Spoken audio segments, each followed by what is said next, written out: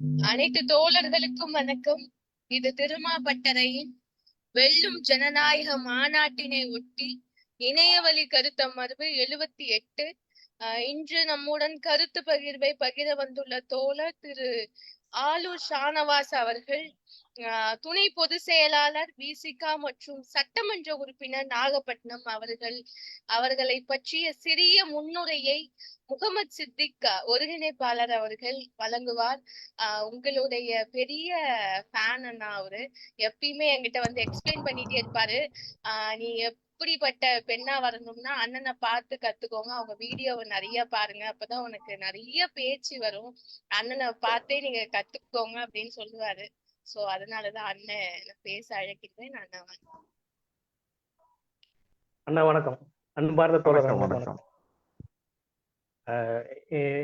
திருமாப்பற்றைய 28வது தொடர் இணையவழி கருத்தமர்வில் இணைந்திருக்கும் அனைத்து தோழர்களுக்கும் எனது மாலை பொழுது வணக்கம் தெரிவித்துக் கொண்டு, இன்று நமது சிறப்பு விருந்தினராக நாகப்பட்டினம் சட்டமன்ற உறுப்பினர், நமது இயக்கத்தின் துணை பொதுச் செயலாளர் அண்ணன் முகமது ஆலூர் ஷா நவாஸ் அவர்கள் இணைந்திருக்கிறார்கள்.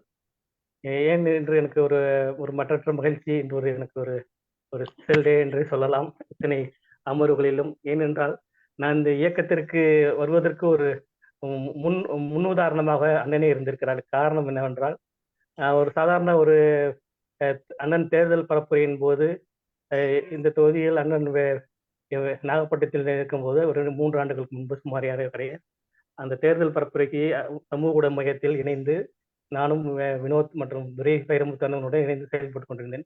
அப்பொழுதுதான் தலைவர் எழுச்சி தமிழ் சிறிய அறிமுகம் இருந்தாலும் அவர்களோட உரையை கேட்கும்போது அந்த தலைவரின் புரட்சிகர ஜனநாயக கொள்கைகளாகட்டும் கோட்பாடுகளாகட்டும் கேட்கும்போது இந்த அமைப்பின் பால் ஈர்ப்பு வந்து இந்த அமைப்பில் என்னை இணைத்து நான் பயணித்துக் கொண்டிருக்கிறேன்.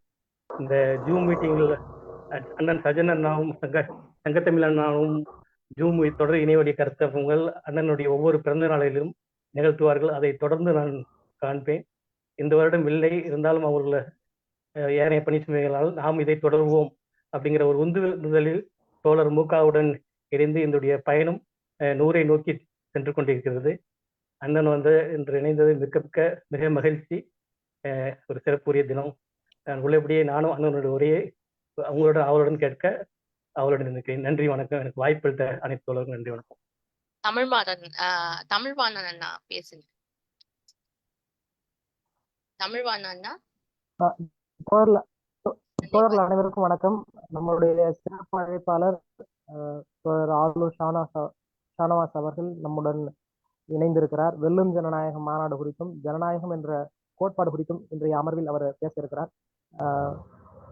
எழுத்தாளர், ஊடகவியலாளர் என்று பல்வேறு பன்முக ஆளுமைகளை கொண்ட ஷானவாஸ் அவர்கள், புரட்சியாளர் அம்பேத்கர் அவர்கள் வலியுறுத்தக்கூடிய அரசியல் ஜனநாயகத்தையும் சமூக ஜனநாயகத்தையும் ஒரு சேர முன்னெடுக்கக்கூடிய விடுதலை சிறுத்தைகள் இயக்கத்தில் தன்னுடைய இளமை காலம் முதல் தொடக்க காலம் முதல் அவர் பணியாற்றி இன்றைக்கு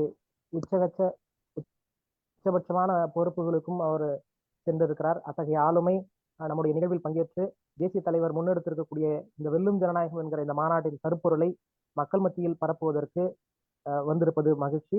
அவரது உரையை கேட்பதற்கு உங்களைப் போலவே நானும் ஆவலோடு இருக்கிறேன். நன்றி. விடுதலை சிறுத்தை கட்சியின் இளைஞர்களின் நம்பிக்கை நாயகன் அண்ணன் ஆலூர் ஷா நவாஸ் அவர்களை அன்போடு பேச அழைக்கின்றேன். அண்ணா, தற்போது நீங்கள் பேசலாம்.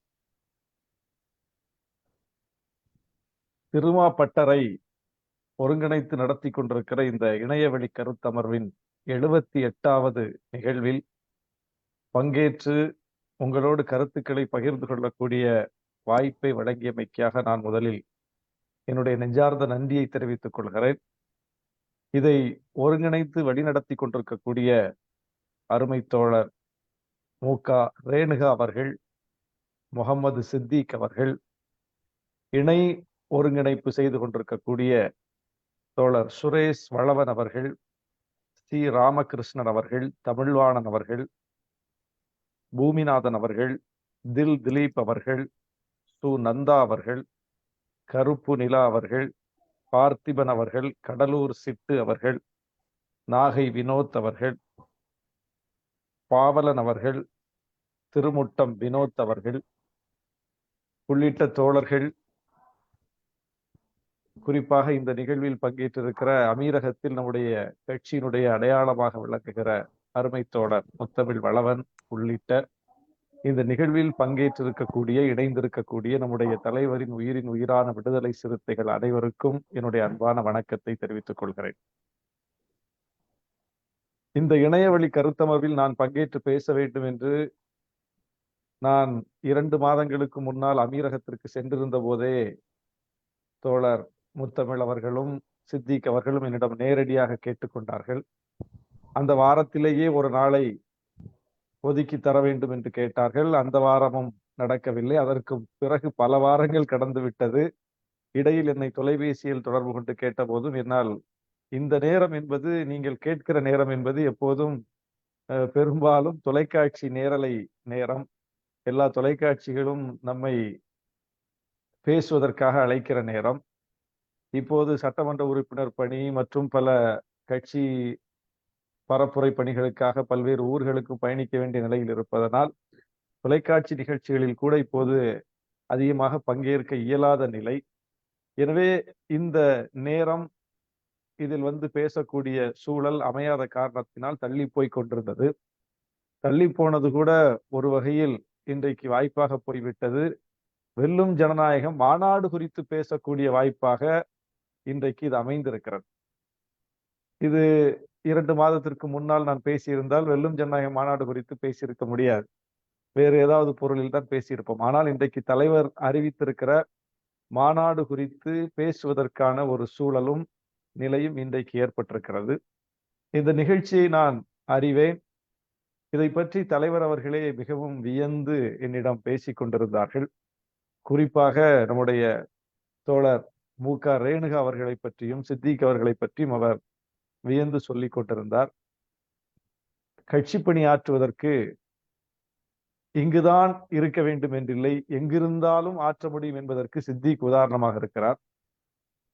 கட்சி பணி ஆற்றுவதற்கு பெரிய பொறுப்பில் தான் இருக்க வேண்டும் என்றில்லை, அடையாளமே தெரியாமல் இருந்தால் கூட ஆற்ற முடியும் என்பதற்கு மு.க. ரேணுகா ஒரு சான்றாக இருக்கிறார்.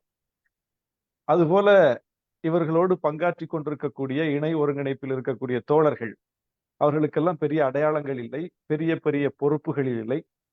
ஆனாலும் இப்படி இன்றைக்கு எல்லோரும் ஒன்று கூடி தலைவரின் கவனத்தை ஈர்க்கக்கூடிய அளவுக்கு, எங்களை போன்ற அடுத்த நிலை பொறுப்பாளர்களின் கவனத்தை ஈர்க்கக்கூடிய அளவுக்கு இன்றைக்கு சித்திக் என்றால் யார் என்று தெரிகிறது, ரேணுகா என்றால் யார் என்று தெரிகிறது, இதில் ஒருங்கிணைப்பு செய்யக்கூடிய தோழர்களை யார் என்று தெரிகிறது என்கிற அளவுக்கு இன்றைக்கு இந்த நிகழ்ச்சி கவனம் பெற்றிருக்கிறது என்றால், இது தலைமை உத்தரவிட்டு நீங்கள் செய்யவில்லை, இப்படித்தான் செய்ய வேண்டும் என்று வழிகாட்டி நீங்கள் செய்யவில்லை, நீங்களாக எடுத்துக்கொண்டு நீங்களாக செய்து இன்றைக்கு ஒட்டுமொத்த கட்சியின் கவனத்தையும் பெற்றிருக்கிறீர்கள் என்பதுதான் சிறப்பு. இதுதான் தலைவர் விரும்பக்கூடிய செயல். இப்படித்தான் செய்ய வேண்டும், இப்படித்தான் ஒவ்வொருவரும் தன்னார்வத்தோடு வந்து, நான் செய்கிறேன் கட்சி பணியை, தலைவர் ஆணையிட்டால் தான் செய்ய வேண்டுமா, தலைவரின் கட்டளைக்காக காத்துக்கொண்டே இருக்க வேண்டுமா, கட்சி பணியை செய்வதற்கு நான் செய்கிறேன் என்று ஒவ்வொருவரும் பொறுப்போடு செயல்பட வேண்டும் என்று தலைவர் சொல்லுவார். அதை இன்றைக்கு நீங்கள் செய்திருக்கிறீர்கள், அதில் வெற்றி அடைந்திருக்கிறீர்கள். அதற்காக முதலில் உங்களுக்கு நான் தலைவரின் சார்பிலும் என் சார்பிலும் மிகப்பெரிய அளவுக்கு பாராட்டுகளை நான் தெரிவித்துக் கொள்கிறேன். தலைவர் அடிக்கடி சொல்லக்கூடிய ஒன்று, மற்ற எல்லா தலைவர்களும் சொல்வது, நாங்கள் தொண்டர்களை உருவாக்கி வைத்திருக்கிறோம், இத்தனை கோடி தொண்டர்கள் இருக்கிறார்கள், இத்தனை கோடி தம்பிமார்கள் இருக்கிறார்கள், இத்தனை லட்சம் தொண்டர்கள் இருக்கிறார்கள், இத்தனை லட்சம் உறுப்பினர்கள் இருக்கிறார்கள் என்று தங்களுடைய கட்சியை அடையாளப்படுத்தும் போது குறிப்பிடுவார்கள். ஆனால் தலைவர் ஒருபோதும் என் பின்னால் இத்தனை லட்சம் தொண்டர்கள் இருக்கிறார்கள் என்று சொன்னதே இல்லை. அவர் சொல்லுவதெல்லாம், நான் தொண்டர்களை உருவாக்கவில்லை, தலைவர்களை உருவாக்குகிறேன் என்றுதான் திரும்ப திரும்ப சொல்லுகிறார். தலைவர்கள் பஞ்சம்தான் இன்றைக்கு நாட்டில் பெரும் பஞ்சமாக இருக்கிறது. தலைமைத்துவத்திற்கான பஞ்சம்தான் பெரும் பஞ்சமாக இருக்கிறது. முதிர்ச்சியோடு, பக்குவத்தோடு, கருத்தியல் வலிமையோடு வெளிப்படக்கூடிய ஆளுமைகள், தலைவர்கள் இன்றைக்கு தேவைப்படுகிறார்கள். அப்படிப்பட்ட இடத்தில் லட்சோப லட்சம் சிறுத்தைகளை தலைவர்கள் என்று கருதக்கூடிய ஒரு தலைவர் இருக்கிறார் என்றால் அது நம்முடைய தலைவர் தான். நான் தொண்டர்களை உருவாக்கவில்லை, தலைவர்களை உருவாக்குகிறேன் என்று சொல்லுகிறார். இப்ப எந்த நம்பிக்கையில் சொல்லுகிறார்? நாமெல்லாம் இருக்கிறோம் என்கிற நம்பிக்கையில் தான் அவர் சொல்லுகிறார். அது பெரிய வார்த்தை. நம்மெல்லாம் தலைவரான்னு கேட்டா இல்ல. ஆனா தலைவர் நம்ம எல்லாம் தலைவர்னு சொல்றார். அப்ப எந்த நம்பிக்கையில் சொல்கிறார், எந்த உறுதியில் சொல்கிறார் என்றால், நாம் கருத்தியல் உறுதியோடு இருப்போம், முதிர்ச்சியோடு வெளிப்படுவோம், கட்சிக்காக நிற்போம், தலைவர் எப்படி வெளிப்படுகிறாரோ அப்படி நாமும் வெளிப்படுவோம் என்கிற நம்பிக்கையில், எதிர்பார்ப்பில் சொல்லுகிறார். அந்த எதிர்பார்ப்பை நிறைவேற்ற வேண்டிய பொறுப்பு நமக்கு இருக்கிறது. அந்த வகையில் தான் இன்றைக்கு எந்த ஒரு பெரிய பொறுப்பிலும் இல்லாமல் ரேணுகா அவர்களும், தமிழ்நாட்டிலேயே இல்லாமல் வெளிநாட்டில் இருந்து கொண்டு சித்திக் அவர்களும், இப்படி இங்கே ஒருங்கிணைந்திருக்கிற மற்ற தோழர்களும் நீங்கள் செயல்படுகிறீர்கள் என்றால் நீங்கள் எல்லாம் தலைவர்களாக இருக்கிறீர்கள் என்பது உங்களுடைய செயல்பாட்டின் மூலம் இன்றைக்கு புலனாகி இருக்கிறது. அந்த வகையில் இந்த அமர்வை நான் பாராட்டுகிறேன். வெல்லும் ஜனநாயகம் மாநாடு இது இன்றைக்கு இந்தியாவின் கவனத்தை ஈர்த்திருக்கிற ஒரு மாநாட்டு அறிவிப்பு. வழக்கமாக மற்ற கட்சிகள் மாநாடு அறிவிப்பதற்கும் விடுதலை சிறுத்தைகள் கட்சி மாநாடு அறிவிப்பதற்கும் வேறுபாடு இருக்கிறது. ஒவ்வொரு மாநாட்டையும் ஒவ்வொரு பொருளில் நாம் நடத்தி கொண்டிருக்கிறோம். ஒரு கருப்பொருள் இருக்கும். அந்த கருப்பொருள் ஜனநாயகத்தை செழுமைப்படுத்தக்கூடியதாக இருக்கும், மக்களாட்சி கோட்பாட்டிற்கு முக்கியத்துவம் அளிக்கக்கூடியதாக இருக்கும், எளிய மக்களை அதிகாரப்படுத்துவதாக இருக்கும். ஒவ்வொரு மாநாட்டு முழக்கமும் அப்படித்தான் தலைவர் முன்வைத்து வந்திருக்கிறார். அது ஆதிக்கத்தை எதிர்ப்பதாகவும் ஒடுக்குமுறைக்கு உள்ளாகக்கூடிய மக்களின் பக்கம் நிற்பதாகவும் அந்த முழக்கம் இருக்கும். அந்த அடிப்படையில் தான் இன்றைக்கு இந்தியா தன்னுடைய ஜனநாயகத்தன்மையை வேகமாக இழந்து கொண்டிருக்கிறது. இந்தியாவின் அடிப்படையே ஜனநாயக கோட்பாடுதான். உலக அரங்கில் இந்தியா இன்றைக்கு உயர்ந்த இடத்தை பிடித்திருப்பதற்கு காரணமும் ஜனநாயக விழுமியங்கள் தான். இந்தியாவில் பல இனங்கள், பல மொழிகள், பல மதங்கள், பல சமூகத்தை சார்ந்த மக்கள், இப்படி பல வேற்றுமைகள் இருந்த போதும் இந்தியா ஒருங்கிணைந்து ஒரு நாடாக இருப்பதற்கு காரணம் அந்த ஜனநாயக விழுமியம் தான். அந்த ஜனநாயகத்தை காப்பாற்றக்கூடியது புரட்சியாளர் அம்பேத்கர் இயற்றி அளித்திருக்கிற அரசியலமைப்பு சட்டம். இன்றைக்கு அந்த அரசியலமைப்பு சட்டத்திற்கு ஆபத்து சூழ்ந்திருக்கிறது. ஜனநாயக விழுமியங்களுக்கு மிகப்பெரிய ஆபத்து சூழ்ந்திருக்கிறது. இந்த ஜனநாயகத்தினுடைய அடையாளமாக இருக்கக்கூடிய, மக்களாட்சி தத்துவத்தினுடைய அடையாளமாக இருக்கக்கூடிய நாடாளுமன்றத்திற்கு இன்றைக்கு ஆபத்து சூழ்ந்திருக்கிறது. இன்றைய நாளே அதற்கு சாட்சியாக இருக்கிறது. நாடாளுமன்றம் தாக்கப்பட்ட ஒரு நாளில் இன்றைக்கு மீண்டும் நாடாளுமன்றம் தாக்கப்பட்டிருக்கிறது. அது பற்றி இன்றைக்கு என்ன கவனம் கிடைத்திருக்கிறது என்று பார்த்தால் அது மிகப்பெரிய கேள்விக்குறியாக இருக்கிறது.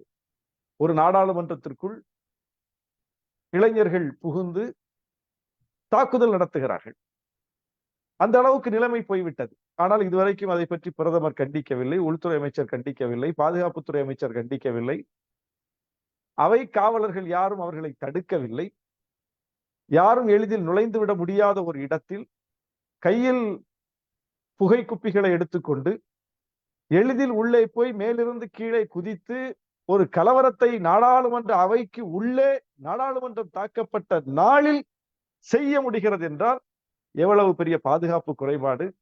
இவர்கள் அவர்களாக வந்தார்களா அல்லது அனுமதிக்கப்பட்டார்களா என்கிற கேள்வி இருக்கிறது. அப்போ ஒரு ஜனநாயக வடிவமாக இருக்கக்கூடிய நாடாளுமன்றத்திற்கே பாதுகாப்பற்ற நிலை வந்துவிட்டது. இதுவே வேறு ஒரு ஆட்சி நடந்திருந்தால் இன்றைக்கு என்ன சித்திரம் கொடுக்கப்பட்டிருக்கும்? இதுவே வேறு ஒரு பின்னணி உள்ளவர்கள், கட்சிக்காரர்கள் செய்திருந்தால் அதற்கு என்ன முலாம் பூசப்பட்டிருக்கும், எப்படிப்பட்ட சித்திரம் வரையப்பட்டிருக்கும்?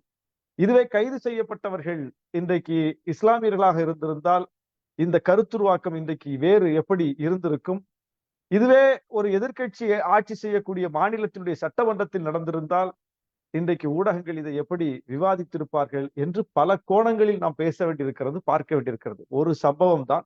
ஆனால் ஒரு சம்பவம் இந்த ஜனநாயக இந்தியாவில் எப்படி இன்றைக்கு பார்க்கப்படுகிறது, எப்படி பார்க்கப்பட்டிருக்கும் என்கிற கோணத்திலிருந்தே இந்த ஜனநாயகத்தினுடைய நிலையை நாம் புரிந்து கொள்ளலாம். அந்த அளவுக்கு மிகவும் கம்யூனலாக போலரைஸ் செய்யப்பட்டிருக்கிறது இந்த நாடு. எல்லோரும் இந்தியர்கள், எல்லோரும் ஒருதாய் மக்கள், எல்லோரும் அண்ணன் தம்பிகள், எல்லோரும் இந்த நாட்டிற்காக உழைக்க வேண்டும், நாம் பின்பற்றக்கூடிய கொள்கைகளில் வழிமுறைகளில் மாறுபாடு இருந்தாலும் நாம் எல்லோரும் ஒன்று என்று இவ்வளவு நாளும் நமக்கு சொல்லப்பட்ட விஷயங்கள் அப்படியே மாறி போய் அவன் வேறு இவன் வேறு, அவன் அப்படி இவன் இப்படி என்று வெறுப்பை விதைக்கக்கூடிய, வெறுப்பை பற்ற வைக்கக்கூடிய ஒரு அரசியல் மிக மோசமாக முன்வைக்கப்பட்டு அது வடமாநிலங்களில் வெற்றியும் பெற்றுக் கொண்டிருக்கிற ஒரு சூழலில் தான் ஜனநாயக விழுமியங்கள் அத்தனையும் கேள்விக்குள்ளாகி நம்பிக்கையற்ற நிலை இந்திய இளைஞர்களிடம் ஏற்பட்டு கொண்டிருக்கிற நிலையில் ஒரு அவநம்பிக்கைக்கு உள்ளாகக்கூடிய சமூகங்களாக ஒடுக்கப்பட்ட விளிம்புநிலை சமூகங்கள் தள்ளப்படுகிற நிலையில் அவர்களை அவநம்பிக்கை அடைய விடாமல், நம்பிக்கை இழக்க விடாமல், நாங்கள் இருக்கிறோம், ஜனநாயகத்தை மீட்போம், காப்போம் என்று சொல்லக்கூடிய குரல் இன்றைக்கு முக்கியமானது. எனவே அந்த குரலுக்கு உரியவர்களாக இந்தியாவில் யார் இருக்கிறார்களோ இல்லையோ விடுதலை சிறுத்தைகள் இருக்கிறோம் என்பதை வெளிப்படுத்தத்தான் தலைவர் இன்றைக்கு இப்படிப்பட்ட ஒரு அரசியல் மாநாட்டை ஒருங்கிணைத்திருக்கிறார். ஜனநாயகம் ஆபத்தில் இருக்கிறது, காக்கப்பட வேண்டும். இது இன்றைக்கு மிக முக்கியமான ஒரு முழக்கம். எல்லோரும் தேர்தல் வேலையை பார்த்து கொண்டிருக்கும் போது விடுதலை சிறுத்தைகள் தான் ஒரு கொள்கை தளத்தில் நின்று அரசியல் வேலையை பார்த்து கொண்டிருக்கிறோம். தேர்தல் மாநாடு நடக்கும், அரசியல் கட்சிகள் தேர்தலுக்காக மாநாடு நடத்துவார்கள். இது வெறும் தேர்தல் மாநாடு அல்ல. இந்த தேர்தலை கூட கொள்கை கோணத்தில் அணுகுகிறோம் நாம். இந்த தேர்தலில் ஏன் பாஜக வீழ வேண்டும், ஏன் பாஜகவுக்கு எதிர்நிலையில் இருக்கக்கூடிய கட்சிகள் சக்திகள் வெற்றி பெற வேண்டும் என்கிற கோணத்தில் ஒரு கொள்கை பின்னணி இருக்கிறது. பாஜக ஒரு அரசியல் கட்சியாக இருந்திருந்தால் வெறுமனே அதை தேர்தலில் பார்த்துக் கொள்ளலாம் என்று நாம் விட்டு விடலாம். ஆனால் பாஜக வெறும் அரசியல் கட்சி அல்ல. இன்றைக்கு அவர்கள் மத்திய பிரதேசத்தில் வென்றிருக்கிறார்கள், ராஜஸ்தானில் வென்றிருக்கிறார்கள், சத்தீஸ்கரில் வென்றிருக்கிறார்கள். இதுவே பாஜக அல்லாத ஒரு கட்சி வென்றிருந்தால் என்ன நடந்திருக்கும்? காங்கிரஸ் கட்சி வென்றிருந்தால் என்ன நடந்திருக்கும்? வேற ஒரு கட்சி வென்றிருந்தா, ஒரு மாநில கட்சி வென்றிருந்தா என்ன நடந்திருக்கும்? அந்த கட்சியினுடைய, அந்த மாநிலத்தினுடைய முகம் யாரோ அவர்தான் முதலமைச்சராக இருப்பார். அந்த கட்சியினுடைய அடையாளம் யாரோ அவர்தான் முதலமைச்சராக இருப்பார். அந்த கட்சியில் செல்வாக்கு பெற்றவர் யாரோ அந்த மாநிலத்தில் அவர்தான் முதலமைச்சராக இருப்பார். ரொம்ப இயல்பானது, கேள்விக்கே இடம் இல்லை, டிஸ்பியூட்டுக்கே இடம் இல்லை, மாற்று கருத்துக்கே இடம் இல்லை. இதுதான் சொல்லிவிடலாம், இவர்தான் முதலமைச்சர் அப்படின்னு சொல்லிடலாம். ஆனால் இன்றைக்கு இந்த 3 மாநிலத்திலும் நேற்று அவர்கள் முதலமைச்சர்களை நியமித்திருக்கிறார்கள். பதவி பிரமாணம் முடிந்து விட்டது. யார் யார் என்று பார்த்தால், செல்வாக்கு பெற்றவர்களை ஒரே நாளில் கீழே இறக்கிவிட்டு திடீரென்று புதிய புதிய முகங்களை கொண்டு ஒரு நிமிடத்தில் அவர்களால் உச்ச பொறுப்பில் அமர வைக்க முடிகிறது என்றால் எல்லா கட்சிகளினுடைய இயங்கியல் போக்குக்கும் நேர் எதிராக இருக்கிறது பாஜகவினுடைய இயங்கியல் போக்கு. இது எப்படி சாத்தியம்? ஒரு அரசியல் கட்சியில ஒரு பகுதியில நீண்ட நாளா பணியாற்றி செல்வாக்கு பெற்று மக்களினுடைய ஆதரவை பெற்று அந்த கட்சியவே அந்த வார்டுக்குள்ள, அந்த தெருவுக்குள்ள கட்டுப்பாட்டுல வச்சிருக்கிற ஒருத்தர் அங்க இருக்காருன்னு வச்சுக்கங்க. அவரை தூக்கிட்டு திடீர்னு அங்க அறிமுகம் இல்லாத ஒருத்தருக்கு கையில பொறுப்பை கொடுத்தா அந்த வார்டு செயலாளர் என்ன செய்வாரு? சரி, தலைவர் எடுத்த முடிவு, நான் கட்டுப்படுகிறேன்னு போயிடுவாரா? எந்த கட்சியிலயாவது போவாங்களா? போக மாட்டார். ரியாக்ட் பண்ணுவார், உடனே வந்து முறையிடுவார், உடனே பிரச்சனை பண்ணுவார். முறையிட்டு தனக்கு நீதி கிடைக்கலன்னா அவர் தன்னுடைய எதிர்ப்பை வெளிக்காட்டுவார், ஒரு போஸ்டர் ஓட்டுவார், அல்லது அந்த போஸ்டரை போய் கிழிப்பார். ஏதாவது ஒரு வகையில ரியாக்ஷன் இருக்கும். ஒரு வார்டில் இப்படி ஒரு நிலை நடந்தால், ஒரு முகாமில் இப்படி ஒரு நிலை நடந்தால்.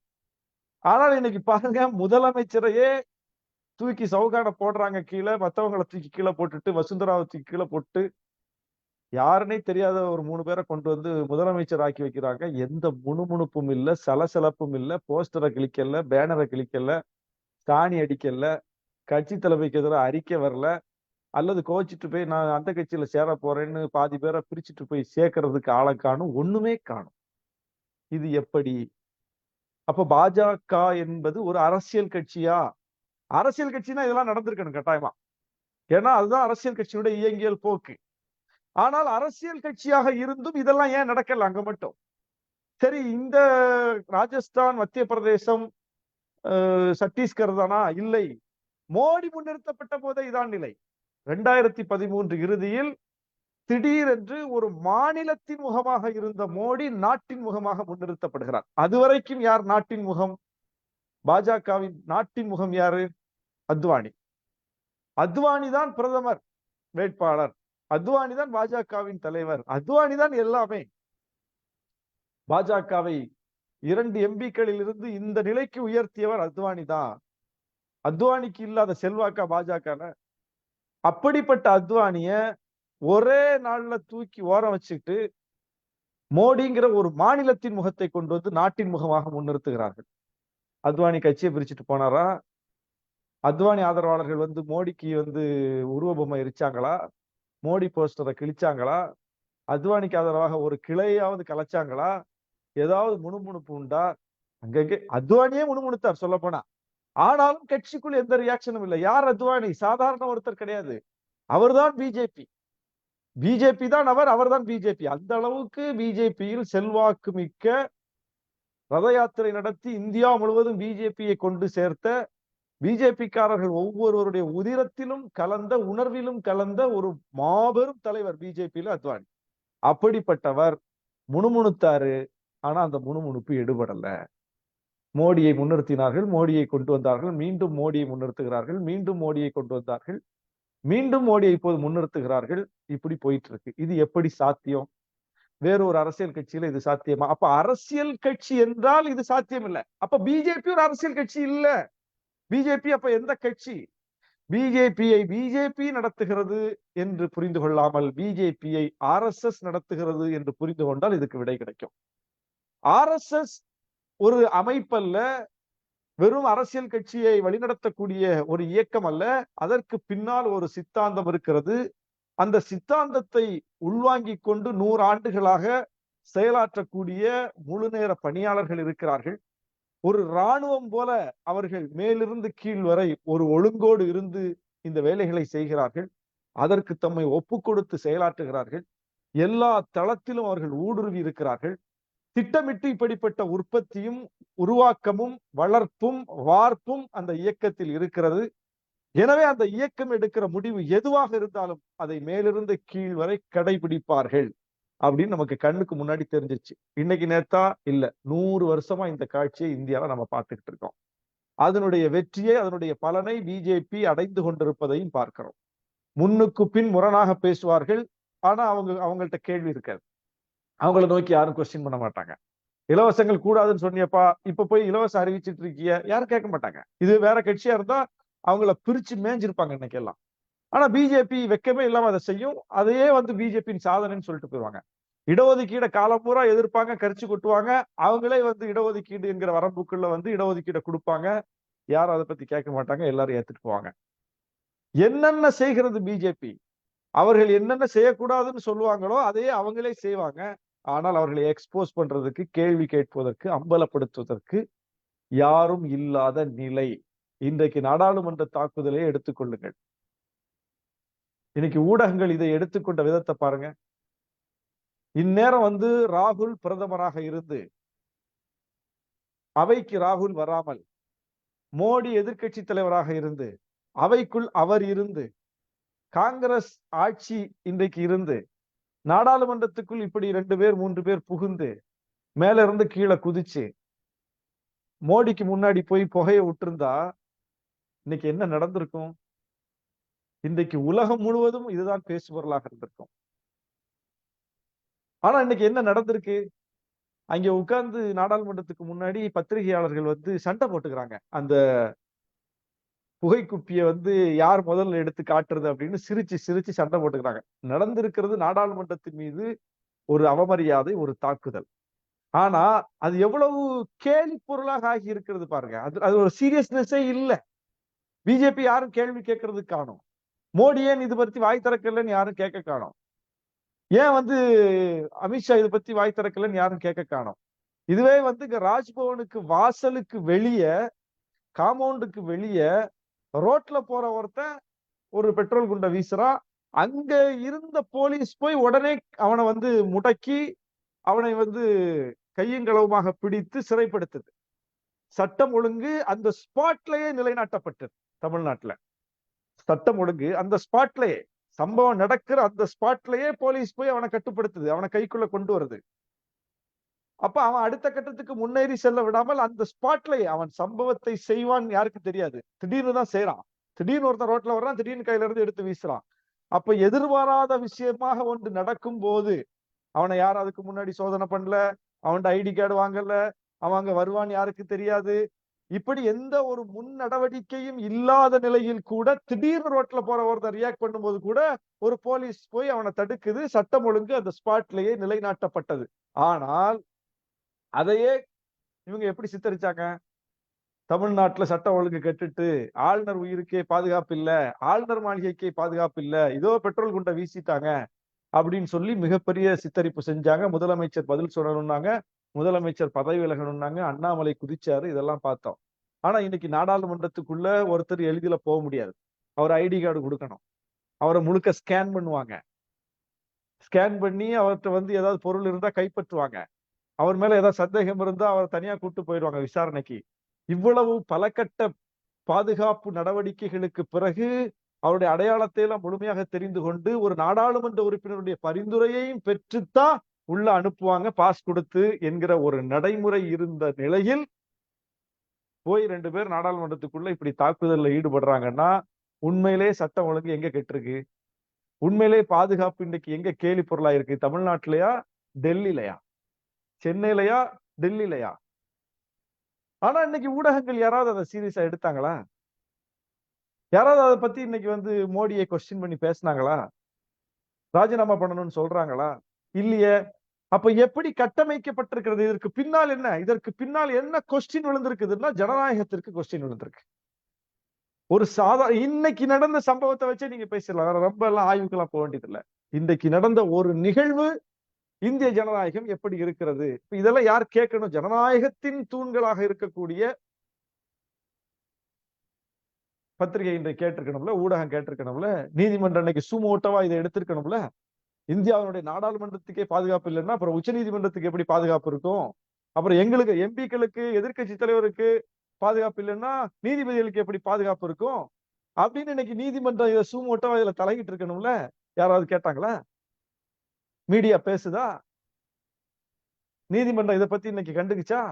அப்ப ஜனநாயகத்தின் தூண்கள் இதைத்தான் சொல்றோம், ஜனநாயகத்தின் அரண்கள் இதையெல்லாம் தான் சொல்றோம்.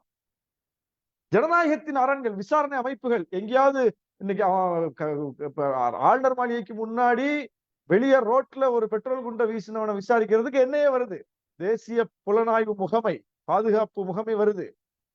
இதை யார் விசாரிக்க போறா? அப்போ இந்த ஜனநாயகத்தை காப்பதற்காக உருவாக்கப்பட்டிருக்கிற அரண்கள் என்று விசாரணை அமைப்புகளை சொல்லுகிறோம், பத்திரிகை துறையை சொல்லுகிறோம், நீதித்துறையை சொல்லுகிறோம். அந்த எல்லா துறைகளும் மோடி என்று வரும்போது, பிஜேபி என்று வரும்போது, RSS என்று வரும்போது ஏன் மௌனித்து விடுகிறார்கள் அப்படிங்கிற கேள்வி மிக முக்கியமானது. அப்ப ஜனநாயகம் எவ்வளவு பெரிய தாக்குதலை சந்தித்திருக்கிறது, எவ்வளவு ஆபத்து சூழ்ந்திருக்கிறது அப்படிங்கிறத நம்ம நடப்பில் இருந்து, அன்றாடம் நடக்கிற நடைமுறைகளில் இருந்து நாம் தெரிந்து கொள்ளலாம். இப்படி ஒரு நிலையில இந்த ஜனநாயக அமைப்புகளை மீட்க வேண்டிய பொறுப்பும் பாதுகாக்க வேண்டிய பொறுப்பும் யாருக்கு இருக்கிறது? புரட்சியாளர் அம்பேத்கரின் பிள்ளைகளுக்கு இருக்கிறது, தந்தை பெரியாரின் கொள்கை வழி தோன்றல்களுக்கு இருக்கிறது. இந்த நாட்டில் ஜனநாயகமும் சமூக நீதியும் சமத்துவமும் தழைக்க வேண்டும் என்று போராடி அதற்காகவே வாழ்நாள் முழுவதும் உழைத்த தலைவர்களினுடைய கொள்கை வழி தோன்றல்களாக இருக்கக்கூடிய நமக்கு இருக்கிறது. இதை உணர்ந்துதான் தலைவர் இந்த அரசியல் முழக்கத்தை இன்றைக்கு முன்னிறுத்துகிறார். வெல்லும் ஜனநாயகம். ஜனநாயகம் வெல்லணும், அதற்கு நாம உழைக்கணும், அதற்கு நாம களத்துல நிற்கணும். எல்லோரும் பிஜேபியினுடைய அந்த ஆதிக்கத்தை எதிர்ப்பதற்கு அஞ்சி நடுங்கி ஒதுங்கி கொண்டிருக்கும் போது நாமும் ஒதுங்கி விட்டால் யார் கேட்பது? இன்றைக்கு இந்தியாவில் அகில இந்திய அளவில் எதிர்க்கட்சிகள் ஒற்றுமை என்பது இன்னும் கேள்விக்குறியாகத்தான் இருக்கிறது. தமிழ்நாட்டில் அது சாத்தியப்பட்டு விட்டது. தமிழ்நாட்டில் பாஜகவுக்கு எதிர்நிலையில் இருக்கக்கூடிய கட்சிகள் ஒருங்கிணைந்ததனுடைய பயனை அனுபவித்துக் கொண்டிருக்கிறோம். இந்தியாவில் பாஜகவுக்கு எதிர்நிலையில் இருக்கக்கூடிய கட்சிகள் ஒருங்கிணையாததனுடைய கேட்டை அனுபவித்துக் கொண்டிருக்கிறார்கள். ஆனால் இவர்கள் ஒருங்கிணைய வேண்டும் என்று இன்றைக்கல்ல, நேற்றைக்கல்ல, 2013 இறுதியில் மோடி பிரதமர் வேட்பாளராக முன்னிறுத்தப்பட்ட அந்த ஒரு நொடியில் இருந்து இந்த நொடி வரை ஒரே குரலில் அழுத்தமாக திருத்தமாக பேசிக் கொண்டிருக்கிற ஒரே தலைவர் நம்முடைய தலைவர் எழுச்சி தமிழர் தான். அன்றிலிருந்து சொல்லிட்டு இருக்கிறார். எல்லாரும் சேருங்க, சேராம இருந்தீங்கன்னா ஆபத்து. யாருக்கு ஆபத்து? அரசியலமைப்பு சட்டத்துக்கு ஆபத்து, இடஒதுக்கீட்டுக்கு ஆபத்து, இந்தியாவினுடைய ஜனநாயக விழுமியங்களுக்கு ஆபத்து, கருத்து சுதந்திரத்துக்கு ஆபத்து, அரசியல் கட்சி நடத்துறதுக்கே ஆபத்து. ஒரு கட்சி இருக்காது சொன்னாரா இல்லையா தலைவர்? இப்ப நடந்துட்டு இருக்கா 10 ஆண்டுகளுக்கு பிறகு. இன்னைக்கு ஒரு கட்சியாவது தப்புதான்? எல்லா கட்சியை நோக்கி இடி வருது, சிபிஐ வருது, வருமான வரித்துறை வருது. எதுவும் பிஜேபி சார்ந்த ஆட்கள் நோக்கி போகாது. இன்னைக்கு நீதி பரிபாலன அமைப்புகளுடைய நிலைமை என்ன? இன்னைக்கு காஷ்மீர் குறித்து என்ன தீர்ப்பு வந்திருக்கு? பாபர் மசூதி பிரச்சனையில என்ன தீர்ப்பு வந்தது? முத்தலாக் பிரச்சனையில என்ன தீர்ப்பு வந்தது? பிஜேபி என்ன நினைக்கிறதோ அதுதானே தீர்ப்பாக வருகிறது. அதையே அவங்க சாதனையா சொல்றாங்களே. இவ்வளவு காலமும் நடந்ததா இதெல்லாம்? மோடி ஆட்சிக்கு வந்த பிறகுதானே இந்த வழக்கில் எல்லாம் நாங்கள் வெற்றி பெற்றிருக்கிறோம், தீர்ப்பு வந்திருக்கிறது என்று அவர்களே கிளைம் பண்ணிக்கிறாங்க. மோடி ஆட்சிக்கு தீர்ப்புக்கு என்ன சம்பந்தம்? கோர்ட் நடைமுறை என்பது வேற, அரசியல் என்பது வேற. ஆனால் மோடி ஆட்சிக்கு வந்த பிறகு இதுல எல்லாம் தீர்ப்பு வருதுன்னு அவங்களே கிளைம் பண்றாங்கன்னா எப்படி அது? அப்ப அந்த அளவுக்கு எல்லா ஜனநாயக அமைப்புகளையும் இன்றைக்கு கைப்பற்றி வைத்திருக்கிறார்கள்ங்கிறது அவர்களினுடைய வாக்குமூலத்திலிருந்து நம்ம தெரிந்து கொள்ளலாம். இதுக்கு வேற யாரும் வந்து சொல்ல வேண்டியதில்லை. அவங்களே ஒத்துக்கிறாங்க, அவங்களே சொல்றாங்க. இதைத்தான் தலைவர் அன்றே எச்சரித்தார். 2013 எச்சரித்தார். இப்படி நடக்கும், உஷாராவுங்க, சேர்ந்து பணியாற்றுவோம் வாங்க. தேசிய கட்சிகள், இடதுசாரிகள் தனியா, காங்கிரஸ் தனியா, மாநில கட்சிகள் தனியா, இப்படி போய் நின்னோம்னா பிஜேபி வந்து ஊடால பூந்து 30 விழுக்காடு வாக்க வாங்கி ஜெயிச்சிரும். நாம 70 விழுக்காடு வாக்க தனித்தனியா பிரிச்சு வச்சுக்கிட்டு தோத்துருவோம். எனவே இதை அனுமதிக்காதீங்க அப்படின்னு அன்றிலிருந்து சொன்னார். 2014 யாரும் கேட்கல. நாடு பிஜேபியின் கையில் சிக்கியது. 2019 சேருங்கன்னு சொன்னார். அப்போதும் யாரும் கேட்கவில்லை. நாடு பிஜேபியின் கையில் சிக்கியது. இப்போது 2024 மீண்டும் பிஜேபியிடம் நாட்டை கொடுத்து விடாதீர்கள், எல்லாரும் சேருங்க சேருங்கன்னு சொன்னார் தலைவர். சொல்லிக்கிட்டு இருக்காரு. ராகுல் காந்தி அவர்களை சந்தித்து 4-5 ஆண்டுகளுக்கு முன்பே நீங்கள் நாடு முழுவதும் நடைப்பயணம் போங்கள், மிகப்பெரிய மாற்றம் வரும் என்று சொன்ன தலைவர் நம்முடைய தலைவர். ராகுல் காந்தி அன்றைக்கு அதை கேட்கல, அதை அவர் அவ்வளவு சீரியஸா எடுத்துக்கல. ஆனால் அதற்கு பின்னால் கடந்த ஆண்டு தலைவர் சொல்லி 4 வருஷம் ஆச்சு. கடந்த ஆண்டு ராகுல் காந்தி நடைபயணத்தை மேற்கொண்டார். எவ்வளவு பெரிய ஒரு தலைகீழ் மாற்றம் இந்திய அளவில் ஏற்பட்டதுங்கிறத நம்ம கண்கூடா பார்க்கிறோம். ராகுல் காந்தியை பப்பு என்று சொன்னவர்கள் இப்போது சொல்வதில்லை. ராகுல் காந்தியை கேலியாக சித்தரித்தவர்கள் இப்போது சொல்வதில்லை. காங்கிரஸ் இல்லாத இந்தியான்னு சொன்னவங்க இப்ப சொல்றதில்லை. ஒரு நடைபயணம் அப்படிப்பட்ட ஒரு தலைகீழ் மாற்றத்தை ஏற்படுத்துச்சு. காங்கிரஸ் கட்சிக்காரர்களே சோர்ந்து போயிருந்தார்கள். இப்போது அவர்கள் எல்லாம் எழும்பி வேலை செய்யக்கூடிய ஒரு சூழலை பார்க்கிறோம். அந்த நடைபயணத்துக்கு பிறகு ஒரு புது ரத்தம் பாய்ச்சப்பட்டதாக உணர்கிறார்கள். இது யார் கொடுத்த ஐடியா? இதை வழிமொழிந்தது யார்? இதை முன்மொழிந்தது யார்? இப்ப இதெல்லாம் நம்முடைய தலைவர் அவர்கிட்ட போய் பகிர்ந்துகிட்ட விஷயங்கள். நீங்க போங்க, நடைபயணம் போங்க என்று. அப்ப அது இன்னொரு கட்சி தானே, அவர் நடைபயணம் போனா நம்ம கட்சிக்கு என்ன, அப்படி பார்க்கறது இல்ல தலைவர். குறுக்கி பார்ப்பதில்லை. நேரடியா நமக்கு எத்தனை சீட்டு கிடைக்கும், காங்கிரஸ் வந்தா நம்ம அமைச்சர்கள் இடம்பெறலாமா என்று கணக்கு போடுபவர் அல்ல தலைவர். பிஜேபி வீழ்த்தப்பட வேண்டும், ராகுல் போன்ற ஒரு ஜனநாயக சக்தி வெல்ல வேண்டும், காங்கிரஸ் வெல்ல வேண்டும், அந்த இடத்தில் ஒரு மாற்று சக்தி வந்து அமர வேண்டும், அதன் மூலம் இந்த ஜனநாயகம் காக்கப்பட வேண்டும் என்கிற அந்த கோணம் தான். காங்கிரஸுக்கு நமக்கு முரண்பாடு இல்லையா? 1000 முரண்பாடு இருக்கு. ஆனால் அந்த முரண்பாடுகள் பேசிக் கொள்ளத்தக்க முரண்பாடுகள். ஆனால் பிஜேபியோடு நமக்கு இருப்பது அது ஒரு அசல் பகை. இது ஒரு நட்பு முரண், அது பகை முரண். காங்கிரஸோடு இருப்பது நட்பு முரண், பிஜேபியோடு நமக்கு இருப்பது பகை முரண். பிஜேபியோடு எந்த காலத்திலும் எந்த சூழலிலும் நம்மால் உடன்பட்டு போக முடியாது. எந்த கருத்திலும் பிஜேபி நம்மோடு உடன்பட்டு வராது. அப்படி வச்சுக்கோ. பிஜேபி முதல்ல நம்ம கூட உடன்பட்டு வராது. நாம வைத்திருக்கிற கொள்கையோடு கோட்பாட்டோடு பிஜேபி வரவே வராது. ஏன்னா பிஜேபியினுடைய கொள்கை வேற. காங்கிரஸ் வரும், சமூக நீதினு சொல்றோம், காங்கிரஸ் நம்ம கூட கை கோர்க்க வருது. சாதிவாரி கணக்கெடுப்புன்னு சொல்றோம், காங்கிரஸ் நம்மோட கை கொடுக்க வருது. நீட்டு விலக்குன்னு சொல்றோம், காங்கிரஸ் நம்மோட கைகுலுக்க வருது. சட்டமன்றங்களுக்கு அதிகாரம் இருக்கணும்னு சொல்றோம், காங்கிரஸ் நம்மோட கைகுலுக்க வருது.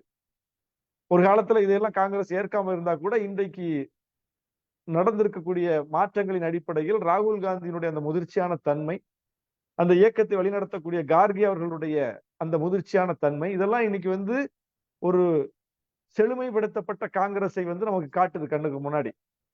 நாம் வைக்கக்கூடிய முழக்கத்தை, கோரிக்கைகளை அவர்கள் புரிந்து கொள்கிறார்கள், ஏற்றுக்கொள்கிறார்கள், நம்மோடு உரையாடுகிறார்கள். ஆனா நம்ம முன்வைக்கிற ஒரு முழக்கத்தோடாவது பாஜக உடன்படுகிறதா? நாம முன்வைக்கிற எந்த கோரிக்கையாவது பிஜேபி ஏற்குதா? எதுலையும் உடன்படாது. சட்டமன்றம் நடக்குது, தமிழ்நாடு சட்டமன்றம். 230 உறுப்பினர்களும் ஏத்துக்கிறாங்க. நீட்டு விலக்கு வேணும், ஓட்டு போடுறோம். 230 உறுப்பினர்களும், எல்லா கட்சியும், ஆளக்கூடியது திமுக, எதிர்கட்சி அதிமுக. அப்படின்னா திமுக அரசு கொண்டு வருகிற ஒன்னா அதிமுகங்கிற அவங்கதான் எதிர்க்கணும். ஆனா அவங்க உள்ள உட்கார்ந்து இருக்காங்க. சம்மந்தமே இல்லாம பிஜேபி வெளியே போகுது. அவங்க நேர் எதிரில் நிக்கக்கூடிய திமுக கொண்டு வர்ற ஒன்ன எதிர்த்து அரசியல் செய்து தமிழ்நாட்டுல வாக்கு வாங்கி அந்த இடத்தை நிரப்பக்கூடிய இடத்துல பிஜேபி இல்ல, அதிமுக தான் இருக்கு. அப்ப அதிமுக தான் ஒரு எதிர் அரசியல் செய்யணும். ஆனால் அதிமுக கூட ஒத்துக்குது பல விஷயங்கள்ல. ஆனால் பிஜேபி எல்லா விஷயத்திலும் எழுந்து வெளியே போகுது. தமிழ்நாடு அரசு சட்டமன்றத்தில் கொண்டு வருகிற எந்த தீர்மானமாக இருந்தாலும், எந்த சட்டமாக இருந்தாலும் எதனோடும் பிஜேபியால் உடன்பட முடியவில்லை. எல்லா கட்சியும் உடன்படுது, பிஜேபி மட்டும் உடன்பட மறுத்து வெளியே போகுதுன்னா பிஜேபியினுடைய கொள்கை நம்மோடு எந்த வகையிலும் சேராது அப்படிங்கிறதுக்கு தமிழ்நாடு சட்டமன்றமே சாட்சியா இருக்கு. தமிழ்நாடு சட்டமன்றத்துல பிஜேபி நடந்துக்கிற விதமே சாட்சியா இருக்கு. அப்போ பிஜேபி எதிர்ப்பு என்பது வெறும் அரசியல் கட்சி எதிர்ப்பு அல்ல. மோடி எதிர்ப்பு என்பது வெறும் ஒரு தலைமையை, ஒரு தலைவரை, ஒரு தனி மனிதரை எதிர்க்கிற அந்த எதிர்ப்பு அல்ல. அப்படி சுருக்கிற கூடாது. ஒரு தத்துவத்தை எதிர்க்கிறோம், ஒரு கோட்பாட்டை எதிர்க்கிறோம். அந்த தத்துவமும் கோட்பாடும் நமக்கு எதிரானது, நாம் வைத்திருக்கிற தத்துவமும் கோட்பாடும் அவர்களுக்கு எதிரானது. எனவே இந்த கோட்பாட்டை, இந்த தத்துவத்தை அடைகாத்து அடுத்த தலைமுறையிடம் ஒப்படைக்க வேண்டிய பொறுப்பு நமக்கு இருக்கிறது. புரட்சியாளர் அம்பேத்கர், தந்தை பெரியார் போன்ற தலைவர்கள் நம்மிடம் ஒப்படைத்து விட்டு சென்றிருக்கிறார்கள். நாம் அந்த நெருப்பை அணையாமல் அடுத்த தலைமுறையிடம் ஒப்படைச்சிட்டு போகணும். எனவேதான் இந்த மாநாடு நடத்தப்படுகிறது. தலைவர் எழுச்சி தமிழர் அவர்கள் அப்படிப்பட்ட தொலைநோக்கு பார்வையோடு, தேர்தலையும் தாண்டி தலைமுறையை பற்றி சிந்திக்கக்கூடிய தலைவராக இன்றைக்கு இந்த மாநாட்டை அறிவித்திருக்கிறார். மிக முக்கியமான மாநாடு. தேசிய அரசியலில் தலைகீழ் திருப்பத்தை ஏற்படுத்தக்கூடிய அளவுக்கு வலிமை உள்ள மாநாடு. லட்சோப லட்சம் சிறுத்தைகள் திருச்சியில் திரளப் போகிறார்கள். அப்படி திரளுவதற்கான ஒரு நடவடிக்கை தான் இது போன்ற அமர்வுகள். ஊர் ஊராக இன்றைக்கு கூட்டத்தை போடுகிறோம். மாநாடு விளக்க பொதுக்கூட்டம், மாநாடு விளக்க பேரணி, மாநாடு விளக்க நடைபயணம் என்று என்னென்ன வடிவங்களில் எல்லாம் இந்த மாநாட்டை விளக்க முடியுமோ அப்படி பல வடிவங்களிலும் விளக்குவது போல் இன்றைக்கு மாறி இருக்கிற இந்த நவீன தொழில்நுட்ப வடிவத்தின் மூலமும் இந்த மாநாட்டுக்கான பணியை செய்ய முடியும் என்பதற்காகத்தான் இந்த இணைய அமர்வின் மூலம் அதை நாம் செய்து கொண்டிருக்கிறோம். மிக முக்கியமான பணி. ஒவ்வொருவர் வீட்டிலும் நாம் போய் இந்த இணையத்தின் வழி சேர்ந்து விட முடியும், இல்லத்திலும் சேர்ந்து விட முடியும், உள்ளத்திலும் சேர்ந்து விட முடியும், நேரடியாக உரையாடி விட முடியும், நேரடியாக ஒருவரை ரீச் பண்ணிட முடியும். அந்த அளவுக்கு வலிமை பெற்ற ஒரு ஊடகம் இருக்கிறது. முன்னாடி மாதிரி ஒரு இடத்துல மேடையை போட்டு ஊர் ஊரா போஸ்டரை ஒட்டி மக்களை ஒரு 100 பேரை 200 பேரை 1000 பேரை அந்த இடத்துக்கு கூட்டு வர்றதுக்கு வண்டி வச்சு படாத பாடுபட்டு அவங்களும் வண்டியை பிடிச்சு சேர்ந்து ஒரு நிகழ்ச்சியை நடத்துவதை ரொம்ப எளிதா அவங்கவுங்க வீட்டுல இருந்துகிட்டு ரொம்ப ஒரு மணி நேரத்துல மிகப்பெரிய கருத்துக்களை உலகத்தில் எந்த மூலையில் இருந்தாலும் அவங்கள அந்தந்த இடங்கள்ல அவங்க அங்க இருக்கும் போதே இங்கிருந்து நம்ம சேர்த்து விட முடியும் என்கிற அளவுக்கு வலிமை பெற்ற ஒரு ஊடகம் கையில் இருக்கும் போது இதை பயன்படுத்தி நாம் மிகப்பெரிய மாநாட்டு பரப்புரையை செய்ய முடியும் என்பதை நீங்கள் செய்து கொண்டிருக்கிறீர்கள். கிட்டத்தட்ட 77 ஆளுமைகள் இதுவரைக்கும் பேசியிருக்கிறார்கள்ங்கிறது ரொம்ப பிரமிப்பா இருக்கு. 78வது அமர்வுல நான் பேசியிருக்கிறேன். இன்னும் இது தொடர வேண்டும், மாநாட்டுக்கு பிறகும் இது தொடர வேண்டும், நாளும் தொடர வேண்டும் என்ற அந்த பரப்புரைக்கான தேவை இருக்கிறது.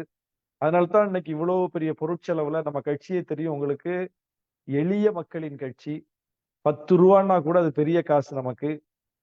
பெரிய அந்த அளவுக்கு மிக எளிய நிலையில், வறிய நிலையில் இருந்த போதும் கூட இன்றைக்கு பல கோடிகளை செலவழித்து ஒரு மாநாட்டை நடத்தக்கூடிய அளவுக்கு நாம் வந்திருக்கிறோம் என்றால் இந்த தோழர்கள் கொடுக்கக்கூடிய ஒவ்வொரு அந்த பணத்தையும் வைத்து தலைவரிடம் இன்னைக்கு மேடையில கொடுக்குறாங்க. தோழர்கள் கொண்டு போய் தங்களால முடிஞ்சதை கொடுக்குறாங்க. தலைவர் அந்த வங்கி கணக்கு விவரத்தை வெளியிட்டு இருக்காரு. அதுல தங்களால முடிஞ்சதை போடுறாங்க. 500 ரூபாய் 1000 ரூபாய் எவ்வளவு வேணாலும் போடுங்க, உங்களால முடிஞ்சதை போடுங்கன்னு சொல்லிருக்காரு. அப்படியெல்லாம் திரட்டி இன்னைக்கு நாம இதை செய்யறோம் அப்படின்னா என்னுடைய நோக்கம் முக்கியமானது.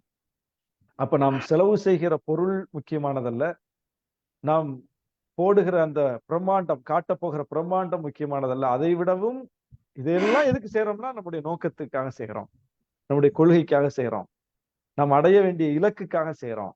வெறும் நாடாளுமன்ற தேர்தல்ல 2 சீட்டை 4 சீட் ஆக்குறதுக்காக இதை செய்யல,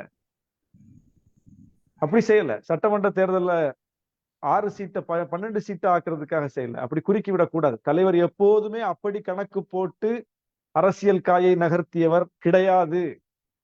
அப்படி பல பேர் நகர்த்தலாம். அவர்கள் எல்லாம் இன்றைக்கு அரசியலில் அடையாளம் தெரியாமல் போய் கொண்டிருக்கிறார்கள். அப்படி காய் நகர்த்தியவர்கள். இந்த கூட்டணியில இருந்துட்டு அந்த கூட்டணியில பேரம் பேசினவங்க இன்னைக்கு எந்த கூட்டணியிலும் இல்ல இருக்க முடியாம இருக்காங்க பாருங்க. ஆனா தலைவர் அப்படி என்னைக்காவது செஞ்சிருக்காரா? இந்த கூட்டணியில இருந்துட்டு அந்த கூட்டணியில பேசியிருக்காரா? அந்த கூட்டணியில இருந்துட்டு இந்த கூட்டணியில பேசியிருக்காரா? அப்படி பேச மாட்டார். அப்படி பேசி அவர் அரசியல் செய்ததில்லை. அதனால்தான் இன்றைக்கு கவனிக்கப்படக்கூடிய தலைவராக இருக்கிறார், தனித்துவம் மிக்க தலைவராக மிளிர்கிறார். இன்றைக்கு இந்த கட்சியை பற்றிய குறை மதிப்பீடு செய்தவர்களை இன்னைக்கு பேச சொல்லுங்க, இன்னைக்கு சொல்லுங்க, இன்னைக்கு செய்வாங்களா? இது வட மாவட்ட கட்சின்னு சொல்லுவாங்களா? இது சேரி கட்சின்னு சொல்லுவாங்களா? திருமாவளவன் எல்லாருக்குமான தலைவரா இன்னைக்கு கேட்பாங்களா? கேட்க மாட்டாங்க. ஏன்னா மக்கள் அங்கீகரித்து விட்டார்கள். 6 தொகுதியில் போட்டியிட்டு 4 சட்டமன்ற உறுப்பினர்களை பெற்றிருக்கிறோம். 4இல் 2ஐ பொது தொகுதியிலிருந்து பெற்றிருக்கிறோம்னா கிட்டத்தட்ட 50-50. அப்ப 50-50 அங்கீகாரத்தை இன்றைக்கு பொதுமக்கள், வாக்காளர்கள் வழங்கி இருக்கிறார்கள். இதை வட மாவட்ட கட்சின்னு சொன்னாங்க. ஆனா டெல்டால மக்கள் அங்கீகரித்து ஓட்டு போட்டு இந்த கட்சிக்கு ஒரு சட்டமன்ற உறுப்பினரை கொடுத்திருக்கிறார். இது சேரி கட்சின்னாங்க. இன்னைக்கு திருப்போரூர்ல பிற்படுத்தப்பட்ட சமூகத்தில் இருந்த நம்முடைய தோழர் SS பாலாஜி அவர்களை சட்டமன்ற உறுப்பினராக்கி இது பிற்படுத்தப்பட்டவர்களுக்குமான கட்சி, இது எல்லா மக்களுக்குமான கட்சின்னு மக்கள் ப்ரூவ் பண்ணியிருக்காங்க. மக்கள் ப்ரூவ் பண்ணியிருக்காங்க. அப்போ மக்களால் அங்கீகரிக்கப்பட்டிருக்கிற ஒரு நிலையை, மக்களால் ஏற்கப்பட்டிருக்கிற ஒரு நிலையை நம்முடைய கட்சி அடைந்திருக்கிறது, நம்முடைய தலைவர் அடைந்திருக்கிறார். இது அவ்வளவு எளிதில் வந்ததல்ல. இதற்கு பின்னால் மிகப்பெரிய போராட்டம் இருக்கிறது, மிகப்பெரிய அர்ப்பணிப்பு இருக்கிறது, கொள்கை உறுதி இருக்கிறது. அந்த கருத்தியல் வலிமையும் உறுதியும் இடையறாது அதை எல்லா இடங்களிலும் சொல்லிக்கொண்டே தலைவர் இருப்பதனால்தான் இந்த வெற்றி, இந்த நகர்வு. எனவே இந்த மாநாடு வெறுமனே ஒரு தேர்தல் மாநாடு என்று சுருக்கிக் கொள்ளக்கூடாது. இது ஒரு கொள்கை மாநாடு, இது ஒரு கருத்தியல் மாநாடு. நாம் அந்த மாநாட்டில் முன்வைக்கக்கூடிய கருத்தியலின் கையை பிடித்துத்தான், தலைவர் கிழிக்கிற கோட்டில் தான் இந்திய அரசியலின் திசைவழி போக்கு அமைய போகிறது. அதை பார்க்கத்தான் போகிறோம். திருச்சி மாநாடு நாடாளுமன்ற தேர்தலுக்கான திசை வழியை தீர்மானிக்கும். அகில இந்திய தலைவர்கள் வரப்போகிறார்கள். தமிழ்நாட்டினுடைய முதலமைச்சர் தளபதியார் அவர்கள் வருகிறார்கள். ஏற்கனவே அவர்கள் தலைவருடைய பிறந்தநாள் மேடையிலேயே சொன்னார்.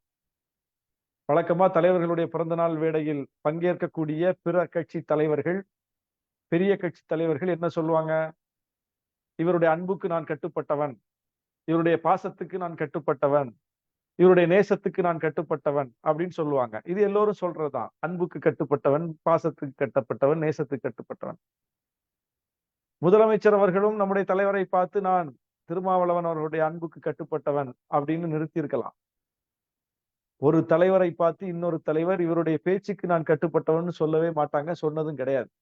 ஆனால் முதல் முறையாக நம்முடைய தலைவர் பிறந்தநாள் மேடையில் நம்முடைய தலைவரை பார்த்து தமிழ்நாட்டினுடைய முதலமைச்சர், திராவிட முன்னேற்ற கழகத்தினுடைய தலைவர் தளபதி அவர்கள் நான் திருமாவளவன் அவருடைய அன்புக்கு மட்டுமல்ல பேச்சுக்கும் கட்டுப்பட்டவன் என்று சொன்னார் என்றால் அது எவ்வளவு பெரிய வார்த்தை, எவ்வளவு வலிமையான வார்த்தை.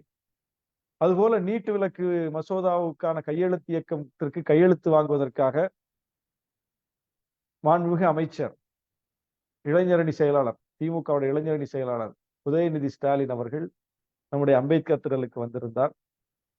அன்றைக்கு சனாதனம் குறித்து அவர் பேசிய அந்த பேச்சு குறித்து நீதிமன்றத்தில் நடந்த ஒரு விசாரணை, அதில் நீதிபதி சொன்ன கருத்து குறித்து செய்தியாளர்கள் அவரிடம் கேள்வி கேட்கிறார்கள்.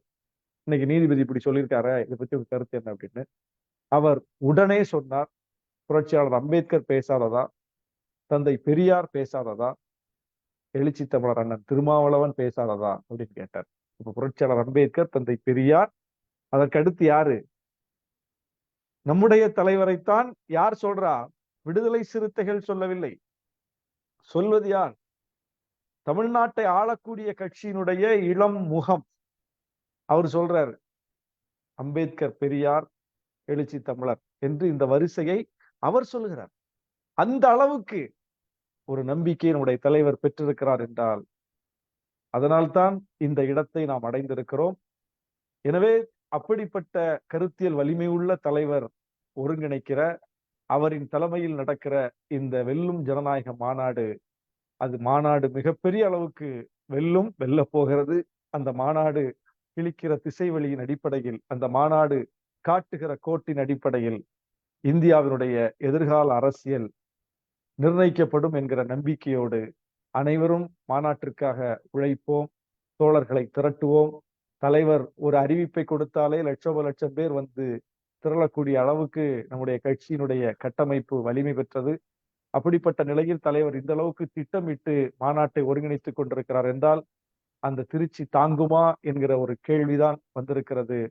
திருச்சியை திணறடிப்போம், வெல்லும் ஜனநாயகம். நன்றி, வணக்கம். நன்றிண்ணா.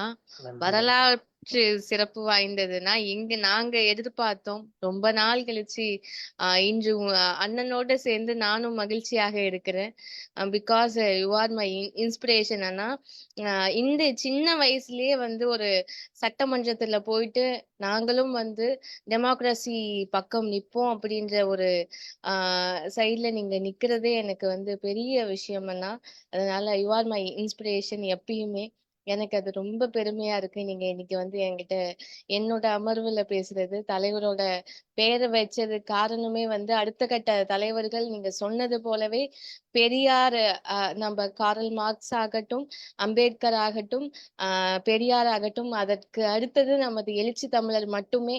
அதை இந்த அடுத்த கட்ட தலைமுறைக்கு நம்ம கொண்டு செல்லணும். அதுதான் நம்மளோட பணி. அப்படின்றதுதான் இந்த பெயரையும் நான் வைத்தேன். பெரியார் பட்டறை அப்படி என்ற ஒரு வார்த்தையை நான் பார்த்துதான் திருமா பட்டறை என்ற வார்த்தையும் நான் வைத்தேன். அதே போல் நான் இதை அடுத்த கட்ட தலைமுறைக்கு கண்டிப்பாக கொண்டு செல்வேன் அண்ணா. திரும்ப திரும்ப சொல்றேன், you are my inspiration Anna. Again நம்ம அடுத்து நம்ம செண்பகம் அக்கா நன்றியுரை பேசுவாங்க. நன்றி. நன்றிமா. வணக்கம். வணக்கம் தோழர். வணக்கம். இன்னைக்கு நாடாளுமன்ற கட்டிடத்துல நடந்த ஒரு நிகழ்வை பத்தி நீங்க சொன்னீங்க. இப்ப இந்த அரசியல் முகமா RSS கூட அரசியல் முகமா வந்து பாஜக இருக்கிறாங்க. ஆனா இந்த RSS வந்து இவ்வளவு காலமா ரிஜிஸ்டர் பண்ணாத ஒரு அமைப்பாவே சுதந்திரத்துக்கு அப்புறமும் அவங்களால இவ்வளவு ஃப்ரீயா இங்க இருக்க முடியுதுன்னா அதனுடைய உள்நோக்கம் வந்து என்னவா இருக்கு? எப்படி இவ்வளவு காலம் வந்து அவங்களால அதை ரிஜிஸ்டர் பண்ணாமே ஒரு இயக்கத்தை நடத்த முடியுது? மாநிலந்தோறும் அவங்க திரும்ப ஆயுத பேரணி நடத்துறாங்க. எந்த பாதுகாப்பு எதுவுமே அவங்க கிட்ட இல்லைன்னா அது எப்படி தொடர்ந்து இந்த அரசாங்கம் வந்து அனுமதிக்குது? அது எனக்கு ரொம்ப நாள் கேட்கணும்ட்டு, அதெல்லாம் இந்த ஒரு சின்ன கேள்வி. அரசாங்கம் தடுத்தாலும் நீதிமன்றம் கதவை திறந்து விட்டு விடுகிறது. அரசாங்கம் முட்டுக்கட்டை போட்டாலும் நீதிமன்றம் வந்து தாங்கி பிடிக்கிறது. அரசாங்கம் வந்து நடத்தக்கூடாது என்றாலும் நடத்த அனுமதிக்க வேண்டும் என்று நீதிமன்றம் சொல்கிறது. தமிழ்நாட்டிலே பார்த்துட்டோம் கடந்த 2 ஆண்டுகளாக. எனவே அவர்களை வந்து நாம சட்டப்படி முடக்க முடியும் என்பதை தாண்டி அரசியல் ரீதியில் முடக்கியாக வேண்டிய ஒரு நிலையில் தான் தலைவர் வந்து அதை புரிஞ்சுக்கிட்டு RSS பேரணிக்கு அனுமதி கொடுத்தா நாங்க நடத்துற பேரணிக்கு நீங்க அனுமதி தரணும்னு ஒரு எதிர் அரசியலை முன்வைத்தார். நீதிமன்றத்துல போய் தடுப்போம் அப்படின்னு சொல்லி கோர்ட்டுக்கு போறதை விட நாம மக்கள்கிட்ட போவோம், மக்கள் மன்றத்திற்கு போவோம் என்று சொல்லி ஒரு எதிர் அரசியலை முன்வைத்தார். அது எவ்வளவு பெரிய சக்சஸ் ஆச்சுன்னு நம்ம பார்த்தோம் தமிழ்நாட்டுல. நினைத்தது போல் RSS-ஆல் அந்த ஆண்டு பேரணியை நடத்த முடியவில்லை. நினைத்த இடங்களிலெல்லாம் நடத்த முடியவில்லை. அதுக்கு என்ன காரணம்னா தலைவர் முன்வைத்த அந்த எதிர் அரசியல் தான் காரணம். அவங்களுக்கு பேரணிக்கு அனுமதி கொடுத்தா எங்களுக்கு பேரணிக்கு அனுமதி கொடு, அவங்களுக்கு அக்டோபர் 2 காந்தி பிறந்த நாள்ல கொடுத்தீங்கன்னா எங்களுக்கு அதே நாள்ல கொடுங்க அப்படின்னு சொல்லக்கூடிய அந்த எதிர் அரசியல் தான் அன்றைக்கு ஒரு கலக்கியது. ஒரு மிகப்பெரிய அளவுக்கு ஒரு அரசியல் தாக்கத்தை ஏற்படுத்தியது, ஒரு பேசு பொருளானது. அப்ப எதிர் அரசியல் என்பது முக்கியமானது. நம்ம போய் ஆயுதத்தை தூக்க வேண்டியதில்லை, நாம போய் வந்து வன்முறை பாதைகள் இறங்க வேண்டியதில்லை, நாம போய் சட்டப்புறம்பான செயல்ல ஈடுபட வேண்டியதில்லை. புரட்சியாளர் அம்பேத்கர் எங்கேயுமே அப்படிப்பட்ட வழிமுறைகள்ல ஈடுபட்டதில்லை, பெரியார் அப்படி ஈடுபட்டதில்லை. ஜனநாயக விழுமியங்களுக்கு உள்ள நின்றுதான் அந்த தலைவர்கள் நமக்கு வழிகாட்டி இருக்காங்க. எவ்வளவு பெரிய வெற்றியை பெற்றிருக்காங்க. இதே எதிரிகள் தானே. இன்னும் சொல்ல போனா இதை விட வலிமையானவர்கள் நம்ம அந்த காலத்துல இன்னும் வலிமையாக இருந்தார்கள். அன்றைக்கு இடஒதுக்கீடு கிடையாது. அன்றைக்கு இந்த சமூக நீதி கோட்பாட்டுக்கு பெரிய ஸ்பேஸ் கிடையாது. அன்னைக்கு மிகப்பெரிய அளவுக்கு பிற்போக்குத்தனங்கள் குடிகொண்டிருந்த ஒரு காலம்.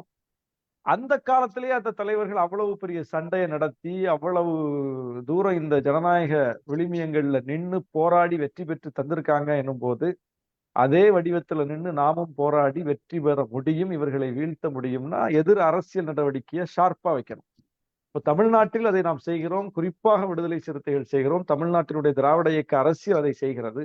அகில இந்திய அளவில் அப்படி செய்வதற்கான கோட்பாடோ தலைமையோ கட்சி வலிமையோ இல்லாமல் போய் பிஜேபி ஒரு கோட்டை கழிச்சு அதுக்கு பின்னாடியே எதிர்கட்சி பின்னாடியே ஓடிக்கிட்டு இருக்காங்க. அவங்க கொஞ்சம் ஹார்ட் இந்துத்துவானா இவங்க கொஞ்சம் சாஃப்ட் இந்துத்துவான்னு போனா எப்படி ஜெயிக்க முடியும்? அதுதான் பிரச்சனை. அப்ப RSS ஒன்னும் வீழ்த்த முடியாத இயக்கம் கிடையாது, வீழ்த்த முடியும். பிஜேபி ஒன்னும் வீழ்த்த முடியாத கட்சி கிடையாது, வீழ்த்த முடியும். எதிர் அரசியல் என்னவாக இருக்கிறது அப்படிங்கிறது தான் அதை தீர்மானிக்குது. நன்றி நன்றி தோழர். ரேணுகா, வேற யாராவது கேள்விகள் கேட்கலாமண்ணா? கேள்வி பதில் போதும் நினைக்கிறேன். எல்லாமே பேசிட்டேன் நானும். Okay okay okay okay. சுரேபாவலன், முத்தமிழ் வளவன் அண்ணா நன்றி உரை சொல்லிடுங்க நீங்க. ஏன்னா அண்ணன் பங்கு பெறதுக்கு முக்கியமான காரணம் முத்தமிழ் வளவன் அண்ணாதான். சோ அதுதான். ஒரு 2 நிமிடம். சொல்லுங்க. எங்கண்ணா இருக்கீங்க? பேசுங்கண்ணா.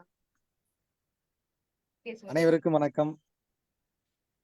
கடந்த 2011ஆம் ஆண்டு சட்டமன்ற தேர்தலில் விடுதலை சிறுத்தைகள் கட்சி முழுமையான தோல்வியை சந்தித்தது.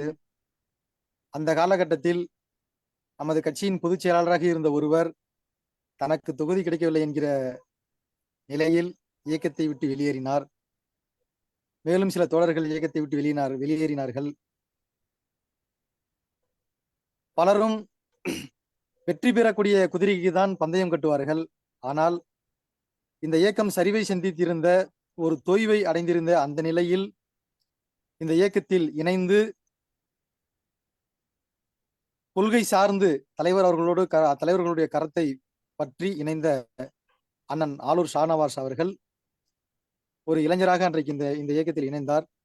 அப்பொழுது பலரும் அவரை கேலி செய்தார்கள், கிண்டல் அடித்தார்கள், கேள்வியும் கேட்டார்கள். இந்த குதிரை தோற்று கொண்டிருக்கிற குதிரை, இந்த குதிரையில் போய் நீங்கள் ஏறுகிறீர்களே, இந்த குதிரையின் மீது பந்தயம் கட்டுகிறீர்களே என்று அவரை பார்த்து பலரும் கேட்டார்கள். ஆனாலும் அண்ணன் அவர்கள் கொள்கை சார்ந்து இந்த இயக்கத்தில் இணைந்து களமாடினார்கள். மிக குறுகிய காலத்தில் கட்சியின் துணை பொதுச் செயலாளராகவும், மிக குறுகிய காலத்தில் மிக இளைய வயதில் இன்றைக்கு கட்சியின் சட்டமன்ற உறுப்பினராகவும் அவர்கள் இருக்கிறார்கள். நான் என்ன சொல்கிறேன் என்று சொன்னால், பதவிக்காக வருகிறவர்கள் இயக்கத்தை விட்டு ஓடிவிட்டார்கள். ஏதோ ஒரு எதிர்பார்ப்போடு இந்த இயக்கத்திற்கு வந்தவர்கள் அவர்களால் எந்தவித நன்மையும் அடைய முடியாது. அண்ணனை போன்று கொள்கை சார்ந்து உழைக்கக்கூடியவர்களால் மட்டுமே தலைவர் அவர்கள் அடையாளப்படுத்துவார் என்பதற்கு அண்ணன் அவர்கள் ஒரு சான்று. இதை அண்ணன் அவர்கள் கட்சியில் இணைந்த போது ஒரு பேட்டியிலே மிக தெளிவாக விளக்கி இருக்கிறார்கள், ஏன் இந்த இயக்கத்தில் இணைந்தேன் என்பதற்கான உதாரணத்தை. அப்பொழுது அவரே இது குறித்து மிகச் சிறப்பான ஒரு விளக்கத்தை கொடுத்திருந்தார்கள். அதை நான் ஏடுகளில் படித்திருக்கிறேன். அண்ணவர்களுடைய பேட்டியும் அன்றைக்கு முழுமையாக கேட்டிருக்கிறேன். இந்த சட்டமன்ற தேர்தலில் அண்ணவர்களை வேட்பாளராக அறிவித்தவுடன் எங்க ஊர்லாம் பாத்தீங்கன்னா சாதிய ரீதியா நிறைய பாகுபாடு பார்ப்பாங்க. ஊர் தேர்வும் சேரி தேர்வும் தனித்தனியாக இருக்கிறது. அப்படி பாகுபாடு பார்ப்பவர்கள் கூட அண்ணன் அவர்களை வேட்பாளராக அறிவித்தவுடன் நான் முகநூல் பக்கத்திலே பதிவு செய்திருந்தேன் அண்ணன் அவர்களை வேட்பாளராக. அந்த முகநூல் பக்கத்தில் பின்னூட்டமாக எங்கள் ஊரை சார்ந்த பல்வேறு சாதி இந்துக்கள் கூட அண்ணன் அவர்கள் வெற்றி பெற வேண்டும் என்று தங்களுடைய விருப்பத்தை வெளிப்படுத்தினார்கள். இந்த இயக்கத்தை விரும்பாதவர்கள் கூட தனிப்பட்ட முறையில் அண்ணனை கவனித்து வருகிறார்கள், அண்ணனுடைய வெற்றியை விரும்பினார்கள் என்பது குறிப்பிடத்தக்கது. கொள்கை சார்ந்து இயங்கினால் வெற்றி கிட்டும். தலைமைக்கும் கட்சிக்கும் விசுவாசமாக இருக்க வேண்டும். அப்படி விசுவாசமாக இருக்கக்கூடிய அண்ணன் ஆலூர் ஷா நவாஸ் அவர்கள் இன்றைக்கு இந்த அமர்வில் இணைந்து பங்கேற்று சிறப்புரையாற்றியது மிகுந்த மகிழ்ச்சியை அளிக்கிறது. இன்று காலை நான் தொலைபேசியில் அண்ணன் அவர்களை தொடர்பு கொண்டேன். சித்திக் அவர்கள் தொடர்ந்து முயற்சி செய்திருந்தார் என்றாலும் கூட இன்று காலையில் நான் தொடர்பு கொண்ட உடனே அண்ணன் அவர்கள் உடனடியாக ஒப்புதல் அளித்தார்கள். இன்று இரவு கட்டாயமாக நான் பேசிவிடுகிறேன் என்று கூறினார்கள். அண்ணன் அவர்களுக்கு எனது நெஞ்சமிருந்த நன்றிகளை விரித்தாக்கிக் கொள்கிறேன். எல்லா எல்லா விஷயத்துக்கும் இவருடைய உரையில விடை கிடைச்சிருச்சு. அதாவது சித்திக்கு எனக்கு தெரிஞ்சால் தான், முத்தமிழ் எனக்கு தெரிஞ்சவர் தான். தெரிஞ்சவங்க கேட்டு டேட்டு கிடைக்கல. இந்த கட்சியில எனக்கு முகமே தெரியாத ஒரு தோழர் போன் பண்ணி என்ன டேட் வாங்கிட்டாரு. இது இந்த கட்சி எப்படி இயங்குறது அப்படிங்கிறதுக்கு இது ஒரு சான்று. சரியா? என்கிட்ட அவர் பேசினாதான் டேட்டு கொடுப்பேன், இவரை பேச சொல்லுங்க, அவரை பேச சொல்லுங்க, அவரை ரெக்கமெண்ட் பண்ண சொல்லுங்க, அப்படிலாம் இல்லை. இந்த கடைநிலையில் இருக்கிற முகம் தெரியாத ஒரு தொண்டர் கூட தலைமையை ரீச் பண்ண முடியும், தலைமையில் இருக்கக்கூடிய தோழர்களோட கருத்துக்களை பகிர முடியும், அவங்கள வச்சு கட்சி நிகழ்ச்சி ஒண்ணு நடத்திட முடியும் அப்படிங்கிற அளவுக்கு ஒரு தொடர்பு இருக்கிறது அப்படிங்கிறது ஒண்ணு. அப்புறம் யார் வேண்டுமானாலும் எந்த பின்னணியும் இல்லாமல் இந்த கட்சியில் உச்சத்தை அடைய முடியும். இப்ப அதிமுக கூட அதை சொல்லுவாங்க, டீ கடையில டீ குடிச்சிட்டு இருந்தவர் MLA ஆயிட்டாரு, முதலமைச்சர் ஆயிட்டாரு, ஜெயலலிதா அம்மா அப்படி யார ஆக்குவாங்கன்னு தெரியாது. ஆக்கி என்ன பயன்? ஆக்கி அவங்க ஆளுமையா இருக்க முடியுமா? அவங்க கருத்தை அவங்க சொல்ல முடியுமா? அவங்க நினைக்கிறத அவங்க வெளிப்படுத்த முடியுமா? அப்ப அது அது அது வீணல். அதுல ஒண்ணும் அது ஒரு பெருமை கிடையாது. ஆனா விடுதலை சிறுத்தைகளில் கொள்கை உறுதிமிக்க யாரும் உச்ச பொறுப்புக்கு வந்த முடியும், ஆளுமையாக வர முடியும், அவங்க கருத்தை அவங்க பேச முடியும், அவங்க நிலைப்பாட்டில் அவங்க தெளிவா இருக்க முடியும். தலைமை அதை ஏத்துக்கும், தலைமை அதை அனுமதிக்கும், தலைமை அதை என்கரேஜ் பண்ணும், இன்னும் பேசுங்கன்னு சொல்லும். இதுதான் முக்கியமான நகர்வு. அப்ப இந்த இடத்துக்கு இன்னைக்கு நாங்கெல்லாம் வந்திருக்கோம். 10 ஆண்டுகளுக்கு முன்னால இந்த இடம் எங்க இடம் என்பது என்ன இடம்னு இப்ப தோழர் சொன்னாரு. ஆனா ஒரு 10 ஆண்டுகள்ல அப்படி ஒரு மாற்றம் நிகழுதுன்னா, இன்னைக்கு இதில் இடம்பெற்றிருக்கிற இந்த அமர்வில் பங்கேற்றிருக்கிற எந்த தோழரும் இன்னும் 5 ஆண்டுகளிலோ 10 ஆண்டுகளிலோ அந்த இடத்தை அடைய முடியும். அதுதான் விடுதலை சிறுத்தைகள் கட்சி, அதுதான் தலைவர் எழுச்சி தமிழர். எனவே நாம கடைபிடிக்க வேண்டியது கொள்கை உறுதி, தலைமைக்கு விசுவாசமாக இருப்பது. இப்ப தலைமைக்கு விசுவாசமாக இருப்பதுங்கிறத கூட இப்ப அது ஒரு தவறான வார்த்தையா போயிடுச்சு அரசியல்ல. தலைமைக்கு விசுவாசமா இருக்கிறதுங்கிறது காக்கா பிடிக்கிறது ஆயிடுச்சு. இங்க தலைமைக்கு விசுவாசம் என்பது கொள்கைக்கு விசுவாசம் தான். நம்ம கட்சியில தலைவரை காக்கா பிடிக்கிறது கிடையாது, தலைவரே அதை விரும்ப மாட்டாரு. கொள்கைக்கு உறுதியாரு, கொள்கைக்கு விசுவாசமாரு, கொள்கையில பற்றோட இரு, எந்த கட்டத்திலும் கொள்கையை விட்டுறாத. அதுதான் தலைவர் நமக்கு திரும்ப திரும்ப சொல்றது. அதுதான் தலைமைக்கான விசுவாசம், அதுதான் தலைமைக்கு நாம் செலுத்துகிற மரியாதை. எனவே அந்த கொள்கை உறுதிமிக்க, தலைமைக்கு விசுவாசம் உள்ள தலைவர்கள் நம் கட்சிக்குள் நிறைய வர வேண்டும். அடுத்தடுத்து நிறைய பொறுப்புகளை அலங்கரிக்க வேண்டும். அதுதான் இந்த நேரத்தில் நானும் என்னுடைய வேண்டுகோளா வைக்கிறேன். என்னை பற்றிய ஒரு சரியான மதிப்பீட்டை எங்கோ ஒரு மூலையிலிருந்து தோழர் இந்த அளவுக்கு கவனித்து ரொம்ப ஷார்ப்பா அதை வெளிப்படுத்தி இருக்கிறார் என்பது எனக்கு ரொம்ப மகிழ்ச்சி அளிக்கிறது. அதற்காக என்னுடைய நன்றியை தெரிவித்துக் கொள்கிறேன். நன்றிண்ணா. நான் சிறிய பிள்ளையில் பார்த்தேன். நான் ஸ்கூல் படிக்கிறப்போ உங்களை தொலைக்காட்சியில பார்த்திருக்கேன். இப்ப நேரலியில உங்களை பாக்குறேன். இப்ப நீங்க MLA. அப்போ அந்த 10 years பிஃபோர் நான் உங்களோட புதிய தலைமுறையில காலையில 7 மணிக்கு நீங்க பேசிட்டு இருப்பீங்க தோழரோட, நெறியாளரோட. நீங்க பத்திரிகையில பத்தி விவரிச்சிட்டு இருப்பீங்க. அப்பையில இருந்து நீங்க இந்த அளவுக்கு வளர்ந்திருக்கீங்கன்னா அதுக்கு இன்னும் பல மேடைகளை நீங்க இன்னும் உயரத்துக்கு போகணும். நிச்சயமாக நீங்க இந்த உயரத்தோட பெருசா போகணும் தான் என்னோட ஆசை. அடுத்த தோழர்களை அழைக்காமல் நானே நன்றியுரை சொல்லிடுறேன்னா, அனைத்து தோழர்களுக்குமே நன்றி. இதே போன்று கொள்கையோடும், கொள்கை பற்றோடும், கருத்தியலோடும் அனைவருமே செயலாற்ற வேண்டும். நமது தலைவரை செங்கோட்டையில் அமர வைக்க வேண்டும். அடுத்த 24வது நாடாளுமன்ற தேர்தலை வெற்றிகரமாக நாம் மேற்கொள்ள வேண்டும் என்றால் நீங்கள் அனைவரும் கொள்கை உணர்வோடு இருக்க வேண்டும் தோழர்களே. நாம் விழிப்போடு இருக்க வேண்டிய காலம் இது. கொள்கை வெல்ல போராடுவோம், செங்கோட்டையில் நம் தலைவரை கொடியேற்ற செய்வோம் என்று சொல்லிக்கொண்டு அடுத்த கட்ட பாய்ச்சலுக்கு தயாராகுவோம் தோழர்களே. வெல்லும் ஜனநாயகம், வீழும் சனாதனம். திருமாப்பட்டறையின் தோழர்கள் அனைவரின் சார்பில் நான் உங்களுக்கு நெஞ்சார்ந்த நன்றிகளை தெரிவித்துக் கொள்கிறேன் அண்ணா. எங்களது இளைஞர்களாக இருந்து கொண்டு சட்டமன்றத்தில் நீங்கள் உரையாடி கொண்டிருப்பது மெய் சிலிர்க்க வைக்கிறது அண்ணா. இதே போன்று நீங்கள் பணியாற்ற எங்களது நெஞ்சார்ந்த வாழ்த்துக்களையும் நன்றிகளையும் தெரிவித்துக் கொள்கிறோம். நன்றி, வணக்கம். நன்றி நன்றி நன்றி, மிக்க நன்றி, மிக்க மகிழ்ச்சி. மிக்க சிறப்பு. உங்களுடைய இந்த பணிகள் தொடரட்டும். வாழ்த்துகள். நன்றி நன்றி நன்றி. நன்றிண்ணா. வணக்கம் தோழர், மகிழ்ச்சி. வணக்கம். வணக்கம் வணக்கம் வணக்கம்.